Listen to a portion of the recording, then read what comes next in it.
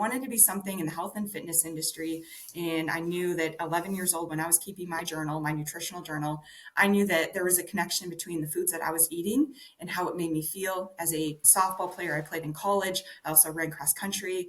I've played sports my whole life. And I always knew that when I ate well, I felt well, I performed well, even in the classroom. So I knew that this was my passion. What's up, strength coaches? Welcome back to another episode of the Cheeky Midweeky. And today we have Wendi Irlbeck on the show, and we are going to dive into the topic of creatine and weight gain.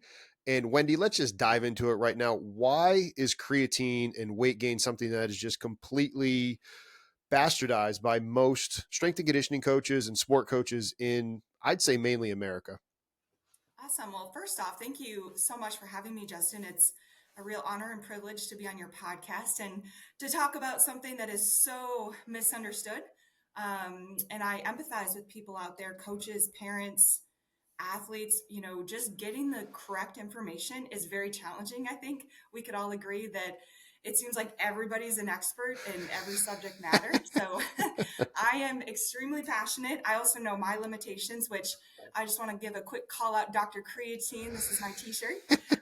Dr. Scott Forbes, all the folks that do, the creatine research, Justin, I've been reading those position stand papers for years. The ISSN has posted a paper. They revised it. It was 19.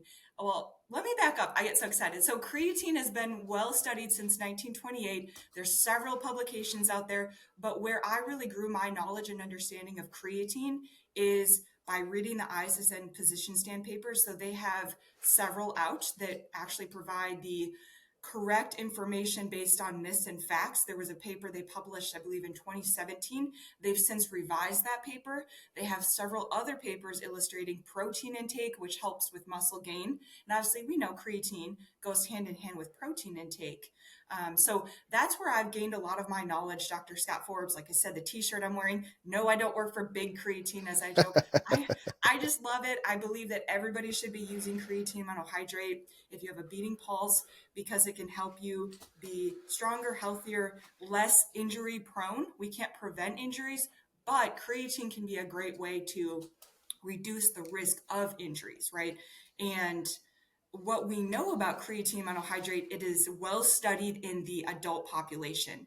It's even being more studied in the clinical population, which is really exciting for, traumatic brain injuries, sleep deprivation, type 2 diabetes, also osteoporosis, sarcopenia. So we know the most information. It's pretty clear. It's concise. It's not a steroid. It's safe. It's effective. Everybody should use it. But we have limited research, Justin, in the adolescent, the youth population. So within some of those position stand papers that I've read thoroughly, and I did my, creatine and youth athletes blog that I published 2 years ago, and have since updated that with some of the newer research. But the position stand paper outlines several studies in youth athletes, those that are under the age of 18. They had soccer players, rugby, football, a lot of these sports, right, that are injury-provoking sports. They have high concussion rates.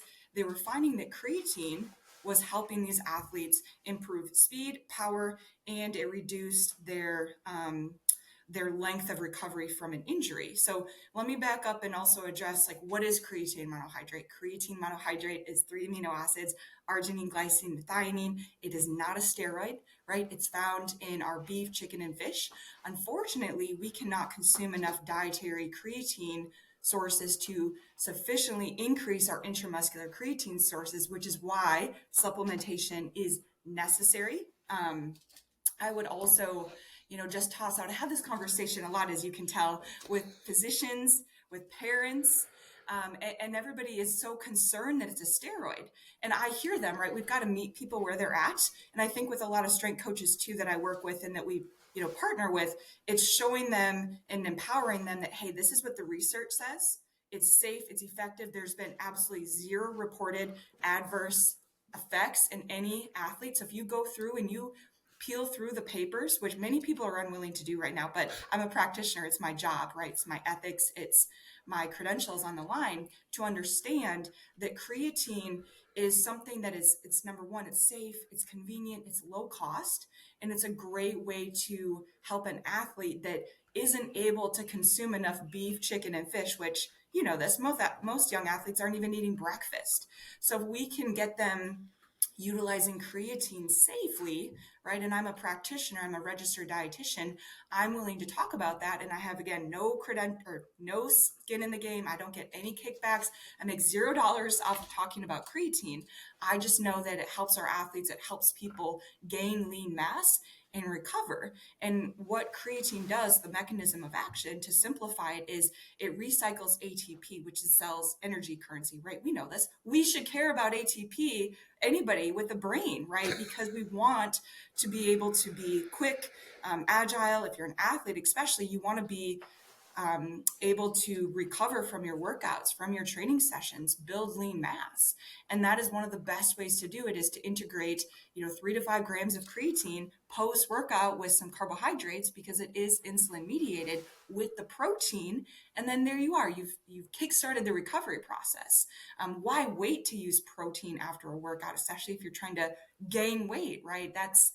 We can get into that, but I probably just unloaded a lot about creatine. So I'll allow you to unpack that, Justin. Taking a quick break from the show to tell you about our deal we have going on right now in December. If you sign up for Fundamentals Level 1, you will get 1 free year at Strength Coach Network. That's right. Sign up for Fundamentals, our 20-hour long-form education course that has information on every topic in strength and conditioning that will make you a better strength coach, regardless of the field that you're in. Not only if you're a strength coach, personal trainer, athletic trainer, physio, this is for you, because all the education about progressions, regressions, motor learning, speed, agility, jumps, you name it, we have information in it. So sign up for Fundamentals, get a free year at Strength Coach Network. Click the link down below. Let's get back to the show. No, thank you. And it's interesting that you talk about the not having enough, in the diet, because a lot of people will caveat and say, hey, eat steak if you want creatine. Like, you don't need to have dietary creatine. Or, hey, if you're not eating any food, why are you taking creatine? What would you say to anybody that says those two things? Well, first off, I would say I hear you, and steak is delicious. I love a good bloody rare steak myself, super rich in leucine, which is the number one driver for muscle protein synthesis. But I would say, hey, it's 2023. Everything is ridiculously expensive. I would love to eat nothing but beef, chicken, eggs, organic vegetables, but that's not the reality we live in. And these young athletes, college athletes, they don't have access to high, top tier leucine rich sources often. So that's why the supplementation can bridge the gap. I mean, that's what supplements are for, right? Is to bridge the gap, to fill the deficit. So a lot of the baseball, a lot of the soccer, football, you name it, we work with all athletes. They don't often like the foods that are even given to them at some of their private schools, like really gourmet meals. They don't like the meat. So even if they were to have access to it, they often don't like it. They won't eat the whole serving of it. So just telling people to eat real food at this point, and I used to say that all the time as a younger dietitian, that's not enough. We have to understand that even if they were eating, beef, chicken, fish on the reg, it still isn't enough. According to the data, we know, like I said, it can't sufficiently increase the the intramuscular creatine sources in the way that the supplementation would. You would have to eat pounds of meat, and that's very uncomfortable. It's very expensive, and it's just not realistic, right? No, that makes perfect sense. And I've thought that. It's nice to hear an RD say that personally. And I'm sure there's a lot of strength coaches out there feeling the same way.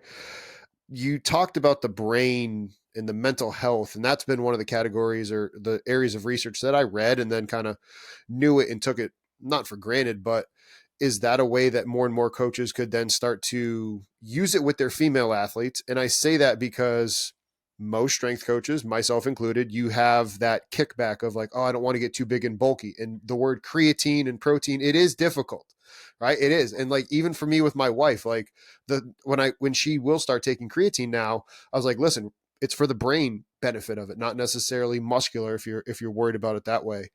How has that conversation gone with you or any of your clients, or how do you advise people with that? Yeah, Justin, that's a very valid concern. And I think that a lot of females and a lot of just in general coaches, like I said, have heard a lot of information and they feel conflicted. They've seen posts, they've seen pictures. I think we all need to acknowledge that there are charlatans online. They are salesmen. They will sell you snake oil. They'll even edit their before and after photos. I'm seeing this. There's a guy that I'm Really? like, oh my goodness. Sport So coaches will do that too. Sorry. Strength and conditioning coaches will do that. They have their athletes show up on day one in campus and they won't flex. And then they will literally have them do a pump session. And then you look at the pictures and their hands are clenched. It's terrible. mhm. Sorry to interrupt.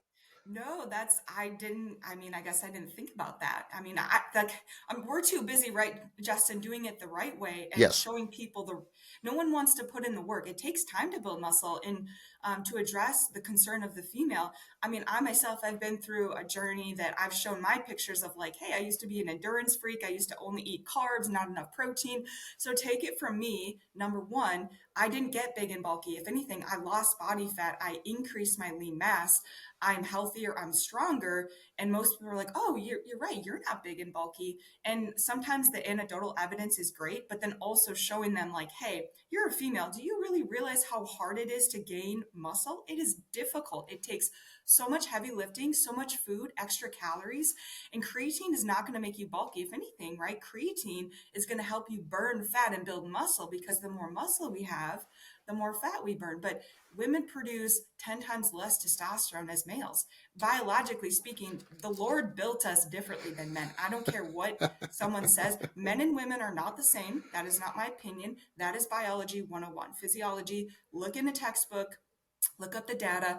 It is very difficult to build muscle. So I always empathize with people. I understand. I hear their concerns.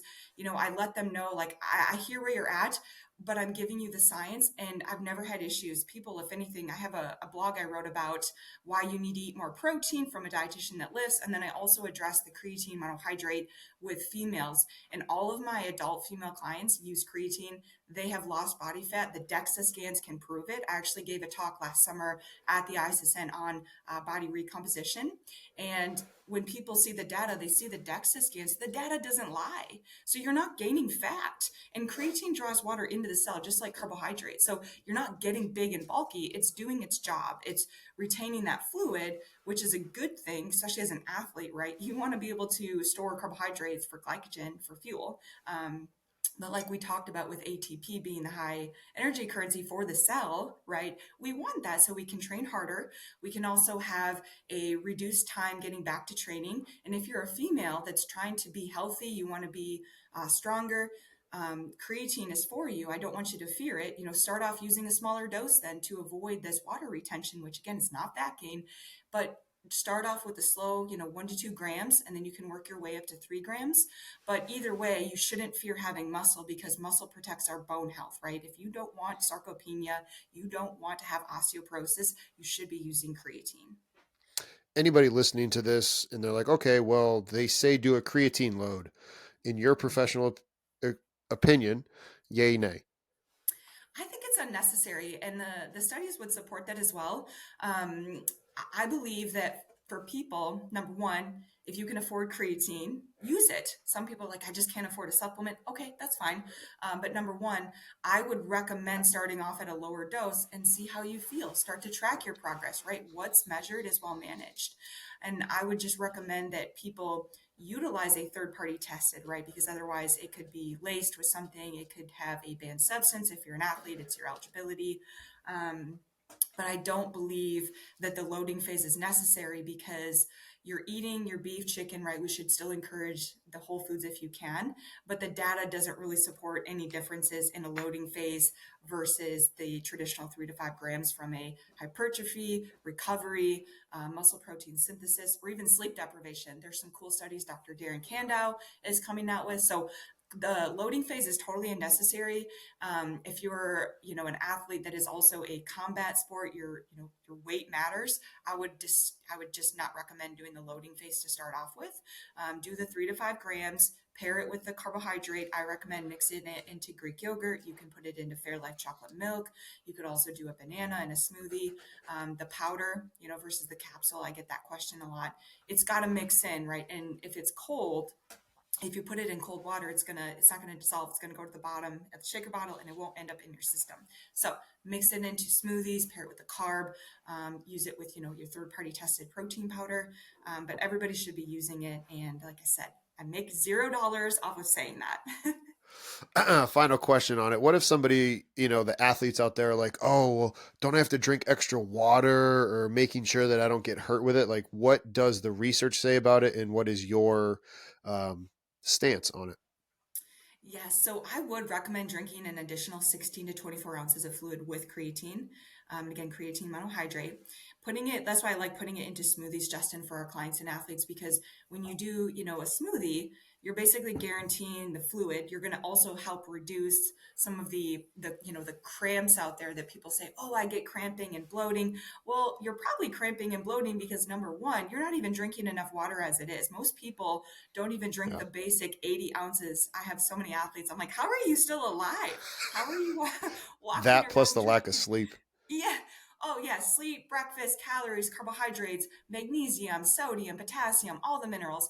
But fundamentally, people have to drink 80 to 90 ounces. If you're an athlete, you should be drinking 120. But with creatine, because of the absorption into the cell and just the process, I would recommend, in my professional opinion and with the science, 16 to 24 ounces. That's going to help with digestion. That's going to help with absorption. Water transports nutrients throughout the body. So if you're not drinking additional fluid when you're eating more carbs, when you're eating more protein, you're preventing the digestion process from efficiently taking place. And you're going to experience that constipation, all the things. So it's not the creatine that's causing the cramping. It's your inability to get enough sleep, drink enough water, and eat enough, minerals and quality carbohydrates.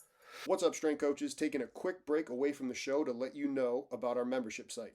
Not only do we at Strength Coach Network put out the Cheeky Midweeky, but we have a membership site where you gain access to a video library and a members only forum.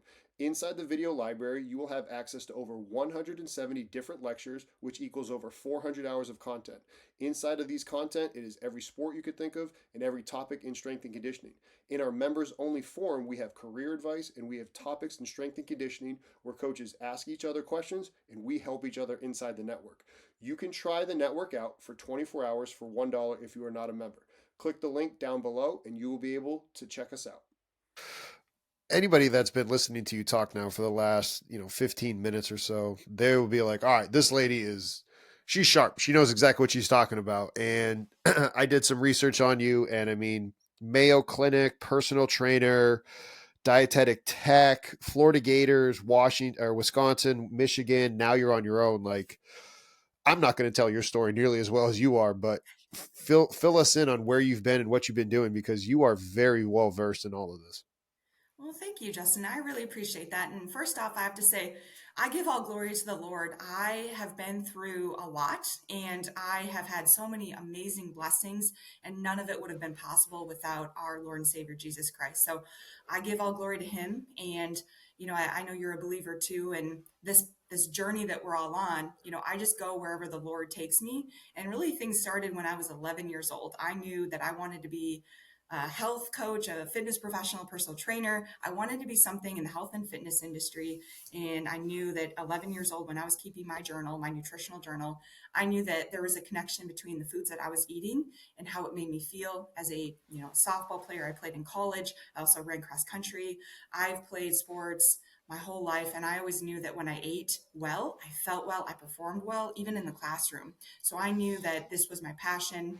And, I went to the University of Wisconsin Stout. I worked with their athletes during my master's. I also worked in corporate wellness. I did internships. I slept on couches. I slept on floors. I lived out of my car. I have been through so many amazing opportunities. And I share this because I did that so I could gain this experience to be into my 4.5 years of being a sports nutritionist, entrepreneur. It takes what it takes. Nick Saban is also someone, like, I've just followed him and I just look up to him immensely because he's all about creating culture. And I really appreciate, people like you, Justin, where we can interact on social media without ever meeting, but we share the same, culture, right? We want to get better. We want to get 1% better every single day. And it's surrounding yourself with people, it's getting experiences that can make you better. So all of those experiences that I've had, I worked as a sports nutritionist for the Dairy Council in Michigan before I started my private practice in East Lansing, Michigan. And those experiences too were a blessing. I had the ability to go and speak to coaches, to speak at conferences and clinics about nutrition. And what I found, Justin, through all of my experiences is the science is great. We can geek out over the science. I have a master of science. That's great. Nobody cares. Okay.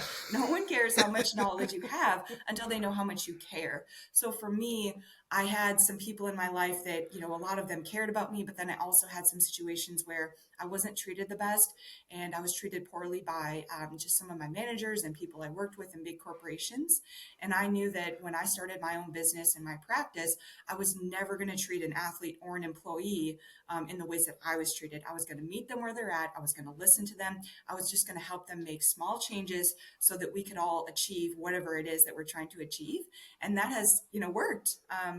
Keeping it simple, that's something that I've always done. Everybody makes the most basic things so complicated now. Right. Even, creatine and weight gain. So I have helped. Milk. People don't agree if milk's good or not for you anymore. Oh my word. Yeah, you hit a trigger there because I worked for the Dairy Council. So enough about my background. If people want to go find out, go read about it. It's great. But let's talk about, for your listeners, I want to really give them practical tools with the weight gain. You talked about dairy. So this is something many people don't understand is that, plant-based alternatives versus dairy milk, they don't contain the same high quality protein sources, right? Essential amino acids, calcium, vitamin D, all those bone building nutrients. Almond milk is 1 gram of protein per 8 ounces. You get 8 grams in a traditional cow's milk. If you get Fairlife milk, you get more protein. And that's something, Justin, that a lot of athletes that come to us, they can't gain weight, or coaches or parents, because they're drinking things like almond milk. Their calories are too low. They're missing those critical muscle and bone building nutrients that are deemed bad or unhealthy or inflammatory. Dairy actually decreases inflammation, and that's not my opinion. That's in the science. So people have said, like, well, Wendi works for Big Dairy.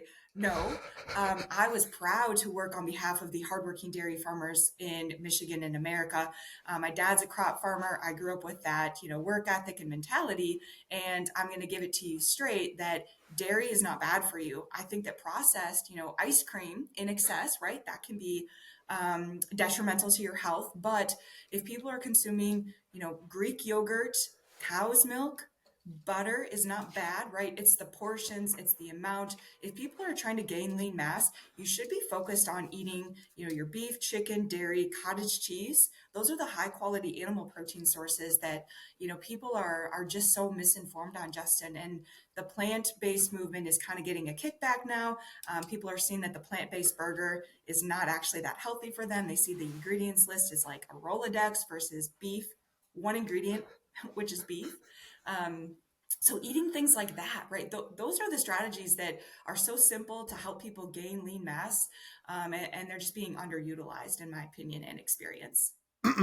You seem very calm about it, and like you said, okay, I hit a trigger, but you were very calm about all of that. Like for me personally, I'm working through that. How do you handle people that are saying things like, "Oh, dairy's bad for you," and the misinformation from what we've been doing on Research Tuesdays. So Greg Lutton and I from Exergo, we've been diving into research studies. It's first a couple episodes we're explaining to strength coaches, hey, this is why you need to actually read research. This is how you should properly do it. This is how you need to conduct searches. And then we've been diving into different research articles. And we're doing that to try to kill the bro science out there, social media science. How do you handle people that are not actually nutritionists, research registered dietitians talking about things about weight gain or not using dairy? Like, how do you handle it? / how do you recommend other nutritionists, strength coaches to handle that stuff? That's an amazing question, Justin. I'm so glad you asked it. And I'll have to check out what you're doing then on Tuesdays. That sounds really interesting. Um, That's a loaded question. What I have been doing is, number one, I point up God, Does this matter? Does this glorify you? I used to go, and I was never mean about it, but I would definitely go and I would comment. Now I found that, that's a great way to create education and awareness. But now I'm asking more questions. Well, why are you posting this? If you can tell me why you're doing something, just like strength coaches, if you can tell me why you're picking a certain exercise and help me understand why you're doing this, it's helping them, it's neutralizing the situation, number one, because you're seeking them out to understand versus attack. And I found that that's been helpful because a lot of people are stepping into the nutrition, the strength and conditioning field, and they are not educated, they're not knowledgeable, they are not credentialed. But if I ask them why they're posting that or why they're saying this, and then asking for the citations and hearing them out. And if maybe they just didn't know, they're like, oh, well, I thought that this person was credible. And then we get to have a great exchange like, oh, Wendi, thank you for asking me about that. Thank you for sharing that. Now they become a follower of mine. They become a great connection where they can refer people to me, whatever the case may be. That's something I've been doing the last couple of years. God has helped me come to experience that because as Christians, right, we're ambassadors of Christ. So although I still kind of poke fun at it, like, put on the clown face, charlatans, it's a circus, snake oil, whatever. We joke about it.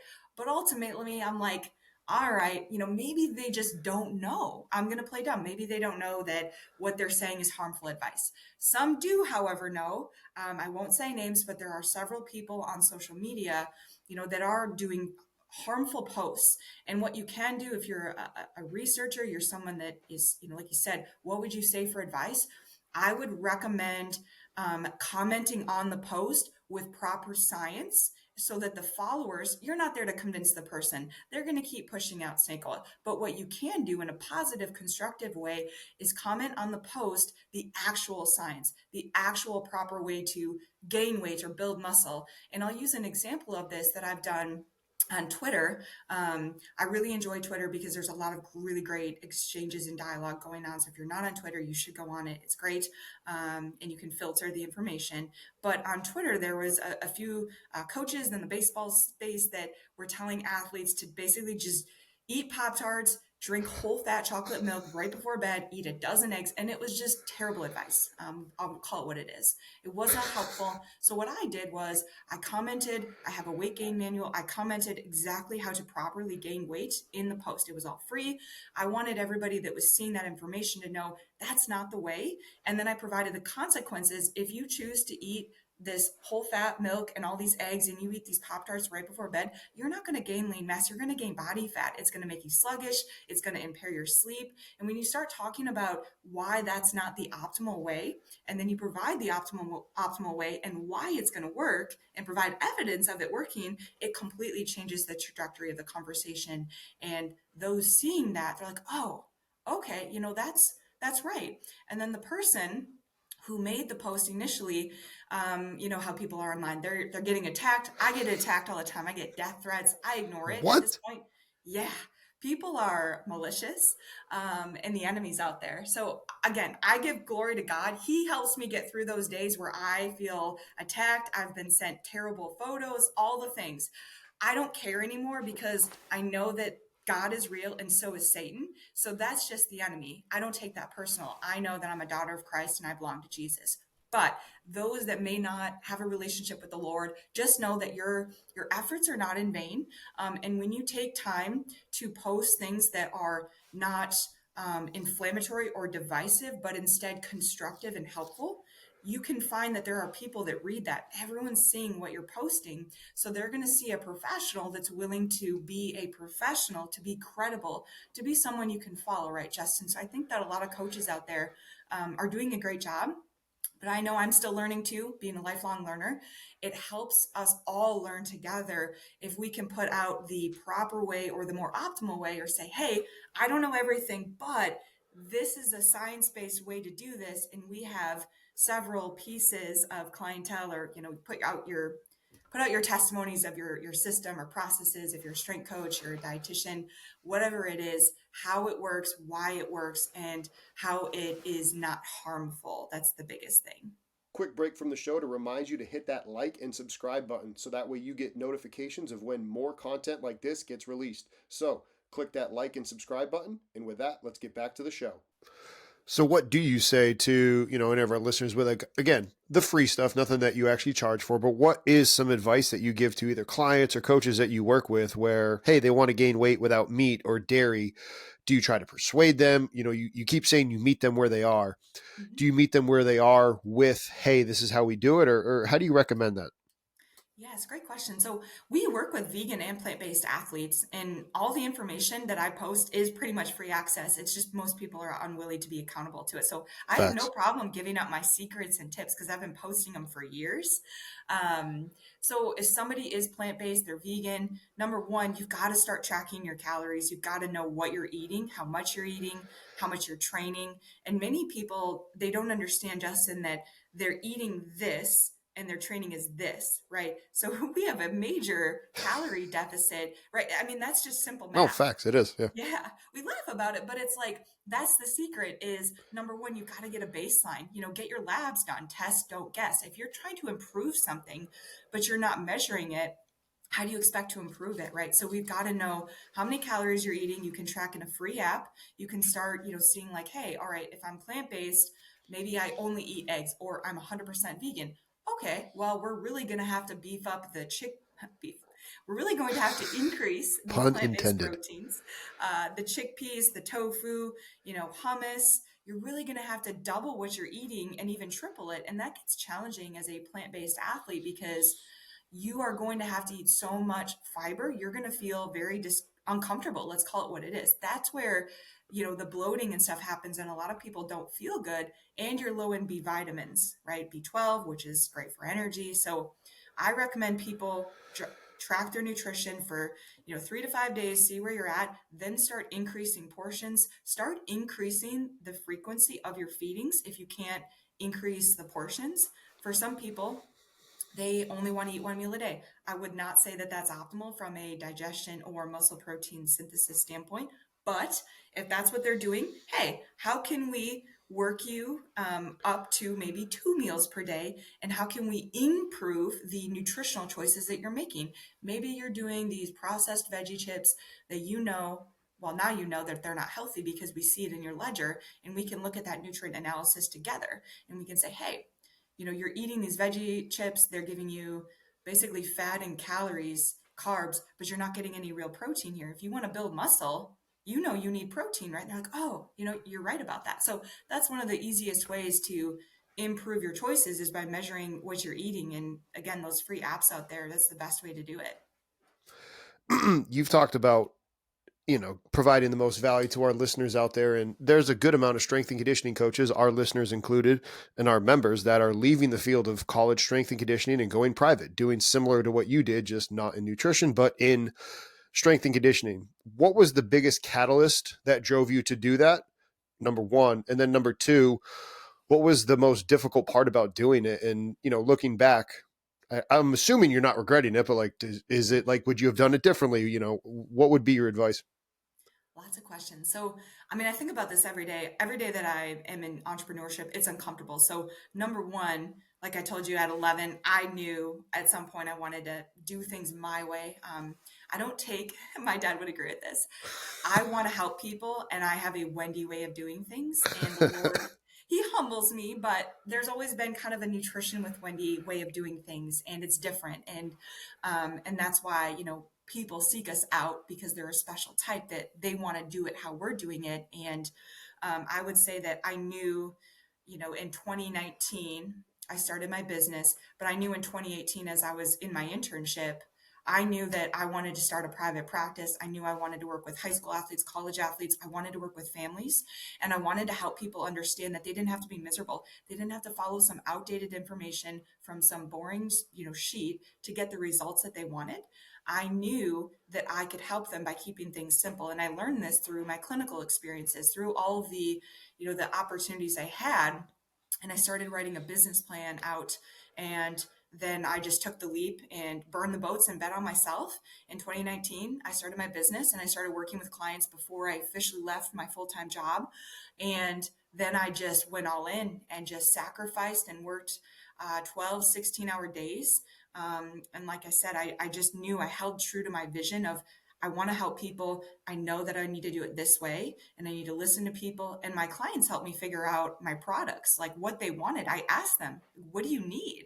Right? It wasn't what I thought they needed. It was them telling me this is what I need. And then seeing the demand out there, Justin, for weight gain, for using nutrient timing. We help a lot of athletes understand chew, nibble, sip. That's my nutrient timing strategy. No one talks about that, but it's a demand. So I would tell the coaches out there starting their own business, number one, you've got to have a love and a passion for what you're doing. And you're going to have to sacrifice time with your family, time with whatever, because it takes what it takes. But if you can see it through and you can monetize it and there's a demand there, ask them what they need, give free sessions. I used to talk and do I did a lot of coaching. I gave a lot of free talks, so many free talks to get my reputation started, to get my name out there. I talked to so many soccer clubs. So then the word of mouth traveled fast. I'm like, what I brought to the table essentially, right? So be willing to ask people, survey your followers. What do they want? What's the product? Because if you can't sell it and you can't monetize it, that you have no product, right? And then stay consistent with it and keep showing up every day. Set a goal to post about 1 to 2 topics that people need, right? Ask your followers, ask your essential future customers what they want. Build relationships too. You're selling yourself in a sense. And I would say too, Justin, I'm looking at my bookcase over here, How to Win Friends and Influence People. If you haven't read that book, that's one of the best books that you can read. Dale Carnegie is brilliant. His work is something I reference often when I need to get back into all right, we got to meet people where they're at. We've got to listen to people and we've got to earn their trust first. So that's really, honestly, it's just built from there. And the business plan that I had, I filed my LLC in Michigan. And then when I relocated to Tennessee, I filed my S Corp because I knew I want to really start branching this out, not just nutrition coaching, but more presentations. I want to have coaches in other states. I also want to have, additional ebooks, publications, and I want to have a space where I can hire dietitians to work from home, have a family, have a work-life balance, because in sports, this, Yeah. there's no work-life balance. So that's why I'm trying to create this. So this is so much bigger than me. It's not about me. It's about you, Justin. It's about coaches. It's about our athletes. And if anyone starting a business can remember, it's not about us. You will succeed because you're putting people first, right? People first, profit second. You and I were talking off air, and you're doing that now, right? You're hiring more people and you're growing that. How was that different leap of faith too? Because some of our coaches out there, they might have already taken the leap and now they're getting ready and they're like, oh, I got to hire more people, but I'm scared to do it. What's your advice to them then? Oh my word, I'm still learning that one. I would say, I'll just be honest, it's very difficult, Justin, to hire quality people that can share the same mission statement, the values. So you've really got to interview and filter your people. But you've also got to just take a leap of faith and know that you have, number one, good systems in place. I had to have good systems in place when I was hiring people so that they could replicate, right, what I'm doing and kind of how we want things to be operated, so that the client, the athlete, they get the same experience, whether they're working with, one coach or another coach. Obviously, personalities are different, but fundamentally, we're still all operating on a clear, concise system. What's up, strength coaches? Want to take a quick break from the show to talk to you about our sponsor, Team Builder. Team Builder is your one-stop shop for online training platform needs as a coach. With Team Builder, you're going to be able to program for your athletes whether they're in person or remote. Using Team Builder, not only will you be able to program for your athletes, but there are special features such as the leaderboard and locking training with wellness questionnaires. With the leaderboard, you can have an exercise performed that day, whether it be a lift, a sprint, or a jump, and scores can be updated in real time and projected on a TV in the training. Wellness questionnaires can be used at the beginning of training, and your athletes will have to fill them out prior to being able to train. This ensures that as a coach, you're being able to collect quality data before the athletes train. So, if you're interested in Team Builder, click the link down below and find out more information. Let's get back to the show. There's efficiency. Everybody feels valued. Ask the people you're hiring what they expect of you. And then you also get to ask them, like, I expect these things of you. And if we can all agree and we're out for the same mission statement, then it tends to work. But I've had some past employees, they just weren't the right fit. So I think that for most people, I'm still learning. I don't have all the answers. I've only been in entrepreneurship for 4.5 years, but I would say what has worked, because I just hired 2 new dietitians. I stopped worrying so much about some of their credentials, and I started worrying more about like, hey, is this person coachable? Are they going to accept constructive criticism? Are they someone that is on the same page of listening to the client, listening to the athlete, treating them like a human being? Are they willing to go deeper and more in depth with the person, build more relationships beyond the surface level? Because we are a small business. We are a business that is about families, and the families we work with become like our family. So if people are unwilling to do that, it becomes just kind of a conflict of interest at that point, because they're not abiding by the mission statement that has helped my business be successful. So the coaches out there, it's a different generation. Some people want to work hard and others want to get paid to do nothing. And you just have to filter and find who is the right fit. That's me being cut and dry right there. You've talked about it a lot, and we've both shared in our messages, but back and forth scheduling this, both of us being believers in Christ. And how does that guide your business? Does it push people away? Does it push your, potential clients? Like, how does that work for anybody that is maybe working in college athletics at a university and they're not able to talk about it, and they almost feel conflicted that they don't have that ability, but they feel drawn to, because they know ultimately, like, hey, this is how I can have a better effect on this person as a human? Like, how do you, I know that's a loaded question too, and we've got some time to unravel it all, but what do you say to all of that? Yes, I'd like to unpack it. And actually, it helps me further explain too, like why I wanted to start my business. It wasn't just that, oh, I want to do things different.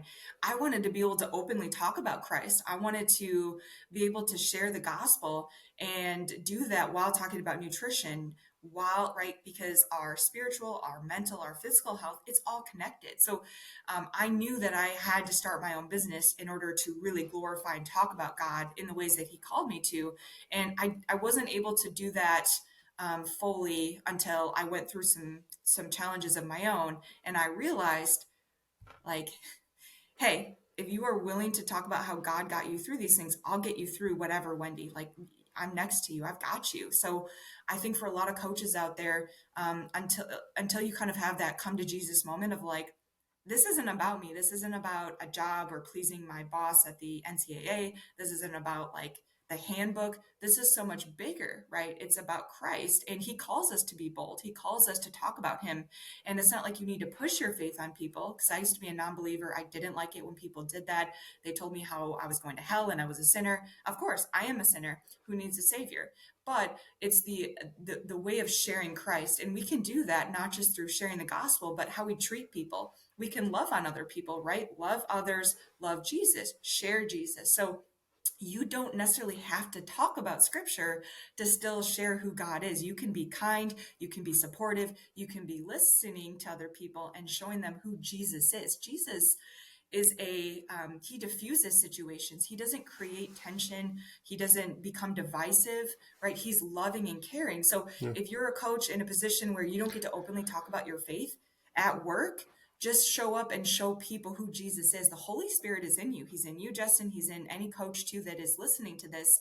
He loves us, and people can feel like, oh, there's something different about Justin or this coach. Like, what is that different thing? They want to learn more about what that is. So maybe that conversation can't take place at work, but maybe it can take place outside of work, maybe at, in the weight room, maybe outside on the field, maybe even at a bar. You're going to have a beer and grab a burger after a busy day.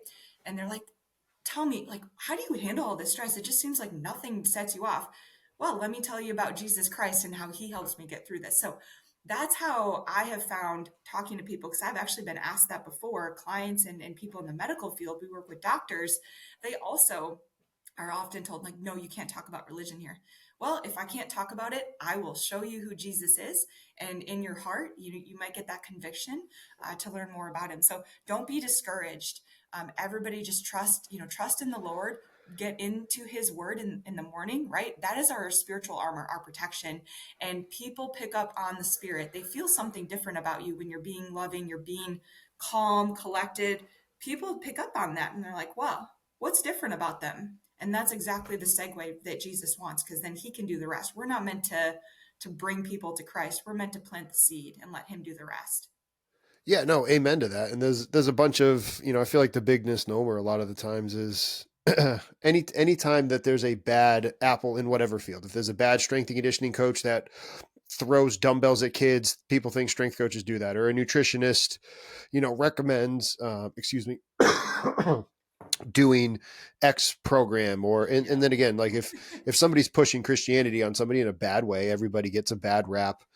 Um, and that definitely is something that I feel like a lot of coaches might have to try to handle, and especially in college athletics, you can see things kind of done in a wrong way, in terms of like, hey, we're gonna all hold hands, and at the end of the game we're gonna pray, but then our actions don't fall in line with that.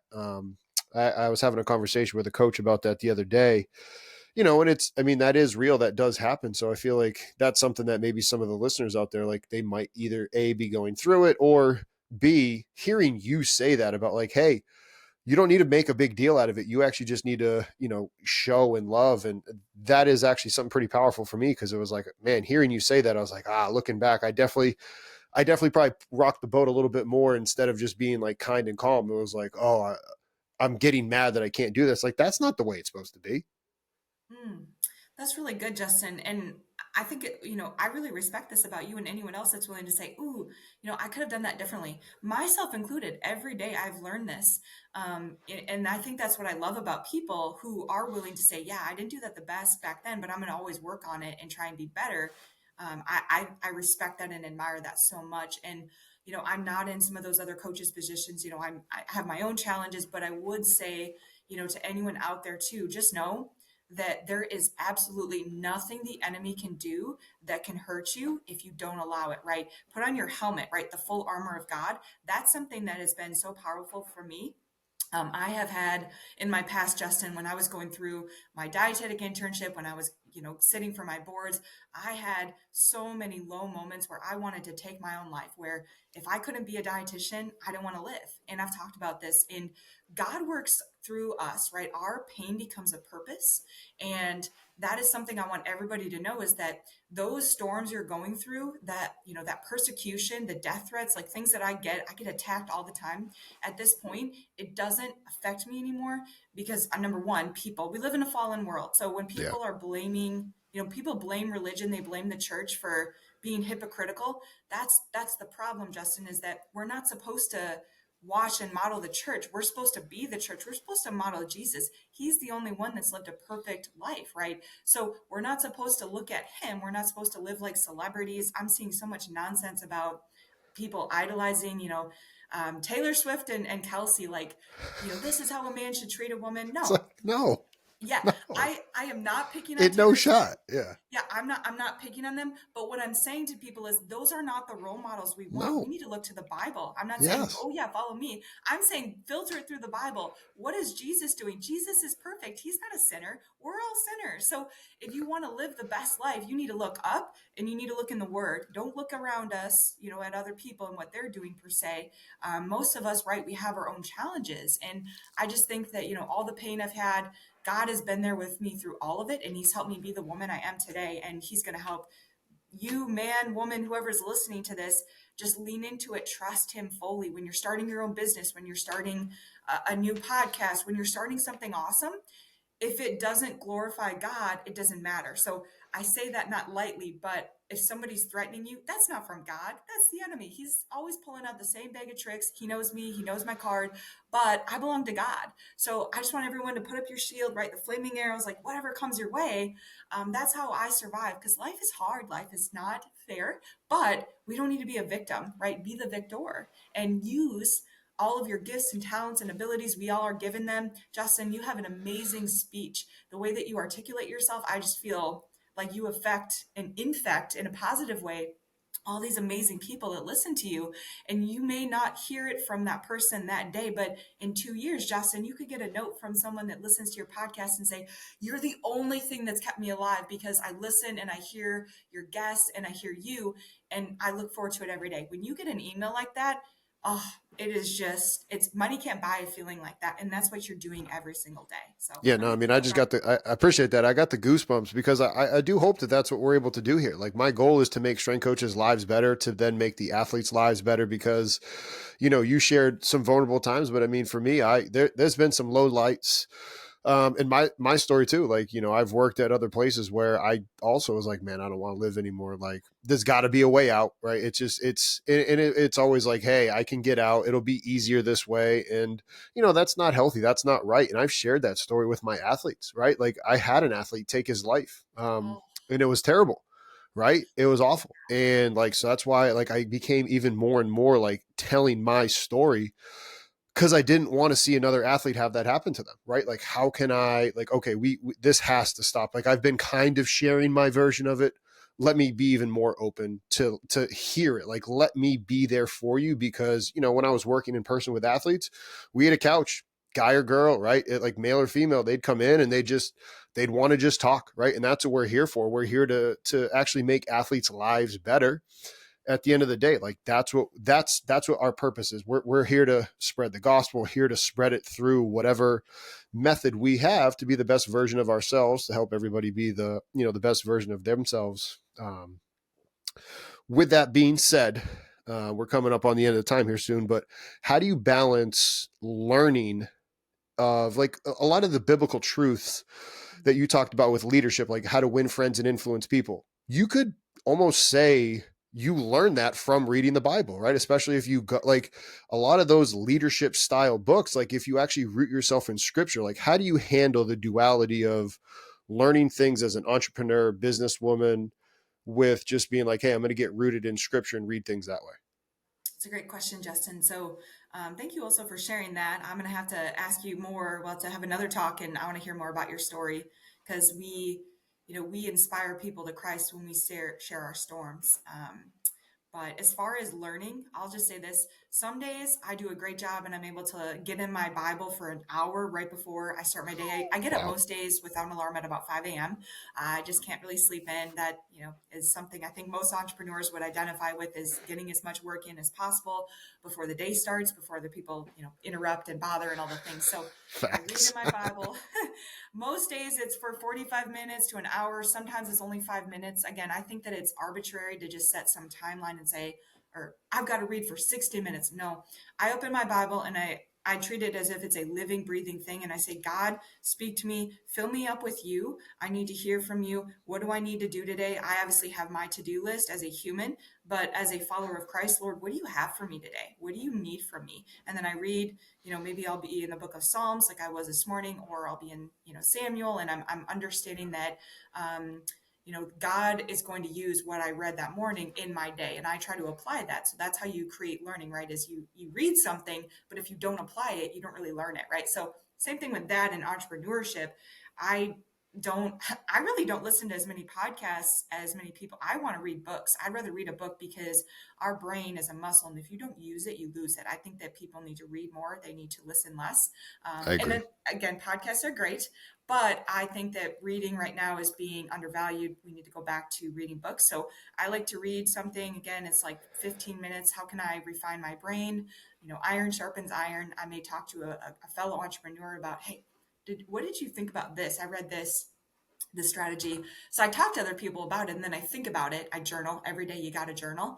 And then the rest is a lot of clients and then development, and also just reflecting at the end of the day. What did I do well today? What can I do better tomorrow? Always got to have your lists and just be organized with systems. I think that that's really important, and holding yourself accountable. I've had plenty of moments, Justin, where I'm like, ooh, that was not the best Wendi. I was a little passive aggressive, maybe, in my head, or, in my head, I'm just thinking like, frustrated, but what is that coming from? And then I go back to, that's not God. Like, Jesus doesn't get frustrated. He doesn't get impatient. That is coming from a different place. Maybe society is, trying to compare. I think about, I should be further along. Many people wouldn't know this about me, but I am very critical. I often feel like a failure. Every day I wake up, I'm like, criticizing myself. I could have done all these things better. And I'm really working on that and giving myself grace. Like I tell my clients and athletes, give yourself grace, because when you give yourself grace, you open yourself up for learning and opportunity. So I would say for anyone that's listening to this, it doesn't matter if you're a dietitian, you're a coach, you're a parent. you're an individual. If you want to get better at something, number one, you have to be self-aware and we have to know our strengths and limitations. And the best way to do that is journaling and reflection and time in the Word and prayer and the Bible. Going back to loop it all in, the Bible is literally the guide on how to live. When people are like, I need this new 10-step book on how to gain muscle or whatever the thing is, that's great and all, but that's only going to get you so far. So the Bible is the only book that, I think this is true. We have so many books out there. People are basically just regurgitating a lot of what other people have already said. But the Bible is the real OG, right? And that's the guide on how to date, how to use your money, how to treat other people, how to live. The Bible's the only way, right? Like the true universal guide. It's the roadmap on how to actually conduct yourself in a fallen, broken society. So if you don't have a Bible, I get asked this all the time, Justin, by both men and women. I have a women's Bible study. You can go get, one on Amazon. You can get a men's Bible study. Get community. Get into a church if you're not in one. Just try and seek out. Eaglebrook online is a great, if you want an online one, but we've got to be in the Word. We've got to have a godly like community. We've got to be accountable to ourselves, and we need to conduct ourselves in a way that adds value to this world, right? And we need to make it less about me and more about He, and that is all I'll say. There's nothing else that I can say to wrap that up. We're going to link all of your stuff down below. Wendi, I greatly appreciate being able to talk with you. I think we'll be talking more in the future. Go about the rest of your day and keep crushing it. We love seeing what you're doing out there. Thank you so much, Justin. Appreciate it. Have a tremendous day.